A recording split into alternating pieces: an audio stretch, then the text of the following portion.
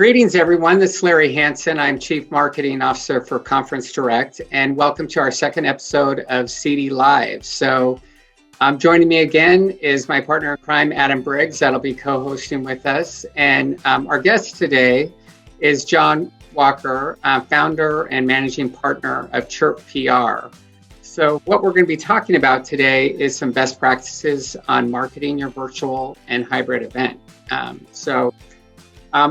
Let's get started. So, John, thank you again for joining us today. And I probably want to start out with, give us some best practices on how you might come about marketing a virtual or hybrid event. Yeah. Thanks so much for having me today, Larry and Adam. I appreciate and always enjoy interacting with both of you.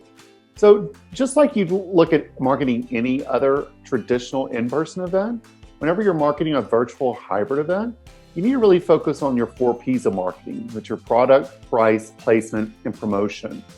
You have to make sure that you're defining goals so that ultimately you're helping to tailor your overall message and the appeal to your target audience.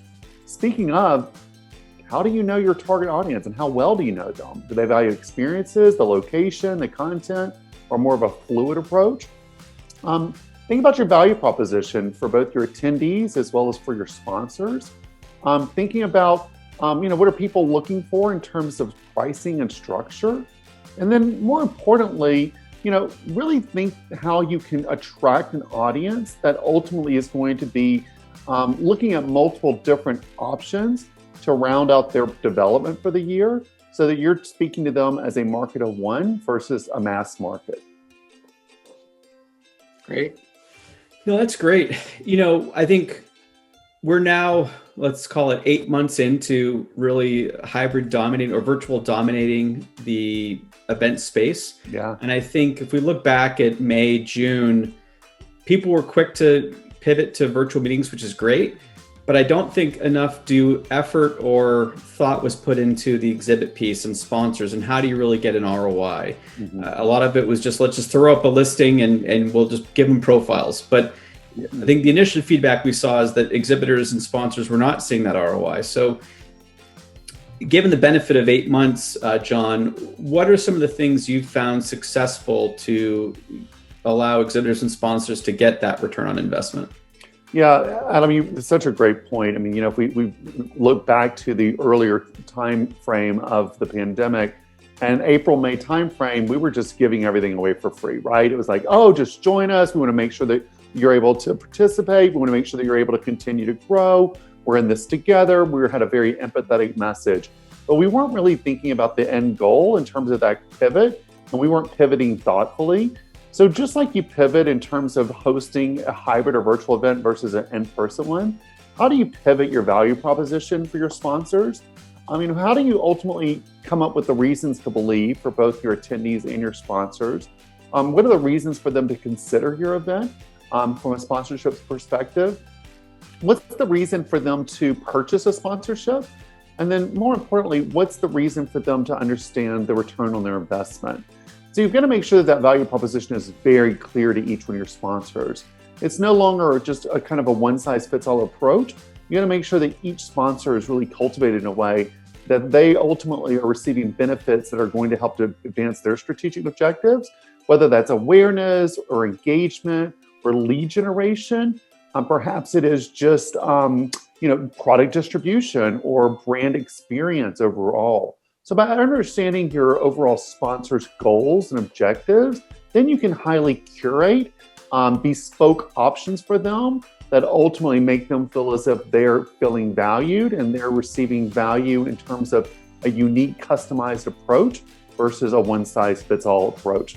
And that's how ultimately we've been advising our clients to do so. And speaking to event planners around the world, it's no longer just that one-size-fits-all. It's really about how do you market a sponsorship to one individual company. Are there certain, as a follow-up to that, are there certain features or offerings you see getting traction? Is it one-on-one video conferencing appointments? Is it, obviously digital profiles? The ability to moderate networking sessions. What are some of the virtual components you found most popular? Yeah, that's a good question. However, we as business leaders ultimately want to get our message to our target demographics. And so just like in-person events, the overall awareness and the thought leadership that you're able to develop as participating as a sponsor in a hybrid or virtual event is just as important as it would be as an in-person event. And so make sure that you're giving your sponsors the opportunity to perhaps host a keynote, facilitate a panel. Perhaps they're the sole sponsor of an opening keynote or a luncheon keynote, so that in turn they're getting as much exposure. Perhaps they're able to open up a session. But again, we want to make sure that we are giving them an individual market opportunity versus a mass opportunity where perhaps in-person events might have focused in the past. No, it makes sense. Great. And, John, you talk about obviously kind of getting that ROI for the exhibitors, and that's important. But both for attendees and exhibitors on a virtual event, how much you go about defining those values for that persona or that customer or the attendee? Yeah, again, it really depends on what your event is ultimately trying to accomplish, Larry, and what your target audience is looking to benefit from this hybrid or virtual event. Is it the experience? Is it the location? Is it the content? Is it access to people that they might benefit from knowing and or learning from?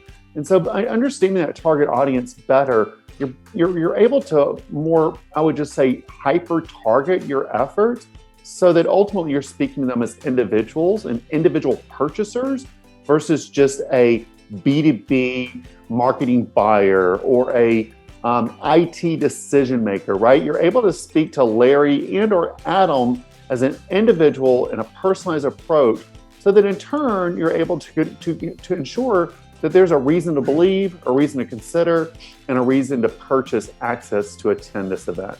And that's ultimately what customers have got to do.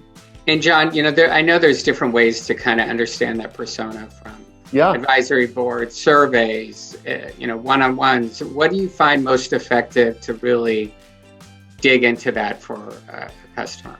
Honestly, Larry, in today's environment, it's all about the digital footprint, digital trends, their preferences, their purchasing history, their, I'm going to just say, their habits in terms of perhaps social or e-commerce. And so we have so many advanced listening analytics tools today. We solely focus on digital listening and analytics to ensure that we're able to better target to our customers as individuals, because we're bombarded by messages. In fact, just look at today being, Cyber Monday. When I woke up this morning, I was bombarded with thousands of email messages, and they were telling me that just take advantage of this discount, but they weren't tailoring their message to me based on my previous decisions, purchases, and or searches. And I would say conference organizers and event planners can really benefit from using some of those advanced listening and analytics tools. Yeah, so talk to us on digital listening, kind of what that means and what some of those tools might be that a planner could use or an association or corporate customer. Yeah, well, so first of all, we're very tool agnostic, so I'm not going to bring up any specific tool, right? Because there's tons of them out there. I mean, you can go out there and Google social listening tools and every single major one's going to come up. But it's more about what integrates best with your systems, both your CRM as well as your overall marketing systems. Make sure that it integrates really well with your lead and your nurture systems, so both email marketing platforms as well as CRM platforms, but also your different, I'm going to call them off-the-shelf platforms, right? Your software as a service platforms. We as businesses are buying services every single day, in particular since the pandemic has really erupted and transformed the way that we operate. So I would say integration, seamless interoperability, and the ability to access data efficiently are the three most important characteristics. You don't want to have a data scientist on your team to understand what the data means. You want to be able to extrapolate, interpret, and utilize it as efficiently as possible. Okay, great. Yeah, that makes sense. Yeah, it's fantastic. And, when we talk about virtual, another one of the, kind of initial challenges is how do you get that engagement, right? Those coffee break talks, those, meetings up in the elevator or in between breaks. I think that technologies, and we're agnostic as well, so I won't mention any by name, but I think they've come a long way in terms of how they can empower engagement. How are you finding it effective to get the message out to attendees that this is a medium that's going to allow engagement? What seems to be the most effective way to deliver that message? It's a great question because we're still learning, we're still evolving, and we're still applying what we learned yesterday to ensure today's event is going to be a better success. But I would just say, basically, as a participant, you reap what you sow, right? You benefit as much as you fully participate. And so by attending an event, you got to make sure that you're committed to fully being present, whether it's online and or partially in person, that you're benefiting from the content, the sessions, the structure that's ultimately going to help you advance your business objectives. And then also you're seeking ways to connect to people that are going to help your organization's success over the long term, and finding ways to help build your brand as well as the awareness of your company, so that ultimately it's a mutually beneficial approach versus a very siloed / selfish approach. There's some of the things that I've seen really cool and compelling recently, Larry and Adam, are companies that are hosting these responsible events. And so they might have about 10% of the attendees attend in person, they're socially distanced, they're wearing masks, perhaps it's a drive-through or a drive-up type of event. And then you as a consumer ultimately participant never get out of your vehicle or never get out of your experience pod. And so you're still able to experience this event. It might be somewhat virtually structured, but it's still in a way that's helping you to experience the brand, the overall experience. And you're bringing it back to your friends, your family, and there's no greater advocate than a person just like me. A person just like me, or who people turn to help formulate their final purchasing decisions. And they're looking to hear from people like me in terms of what I found was neat and what I thought was cool and what I thought others should consider in terms of their experiences. Great. One more question and then we'll kind of wrap up. But John, there's, obviously traditional and digital marketing. How do you find in the virtual world kind of mirroring those two, or is one better than other to help build attendance? It's a great question because so many companies are focused solely on digital today. However, as a consumer, as well as a business-to-business purchaser, I ultimately want a level of both, and I want a mix to ensure that they're following me throughout my entire buyer's journey.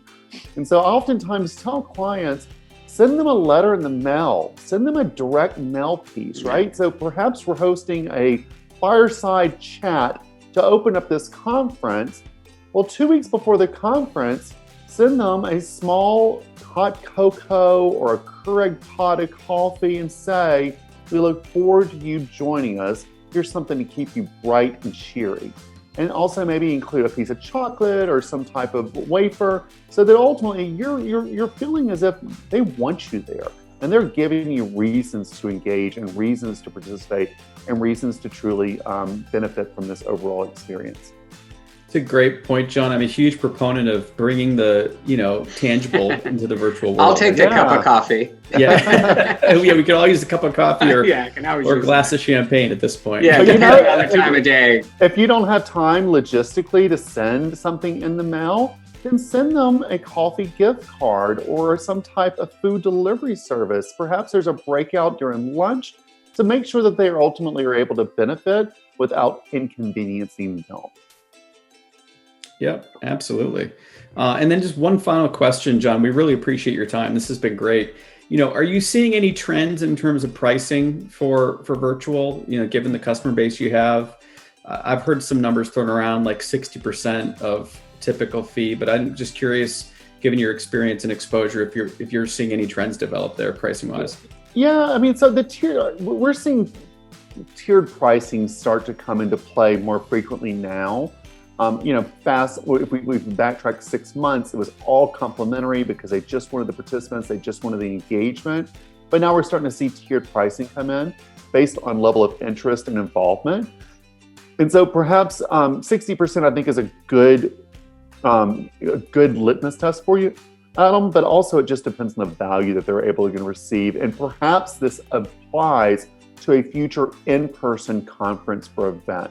And so one way that we have found very creative to help increase the value and the price of current hybrid and virtual events is to give them access to a future in-person event so that they in turn can leverage and check in and up-level their skills with an in-person event to be determined, coming soon to a location near you. And so perhaps you charge them, X amount, and then they're able to apply that amount to an in-person event over the next 12 months. So that's one way creative that we've helped explore with our clients. That's great. Yeah. Well, great. Thank you very much, John. We appreciate you taking the time, and thank you, Adam. And just to remind people, this is our CD Live is played both on our website and on YouTube, and Conference Direct can assist you on all your marketing needs with our partners and also on any virtual or hybrid needs you have. So thank you again for joining us, and we look forward to seeing you for our next episode. Thanks, everyone, and thank you, John. Take care, guys. Thanks.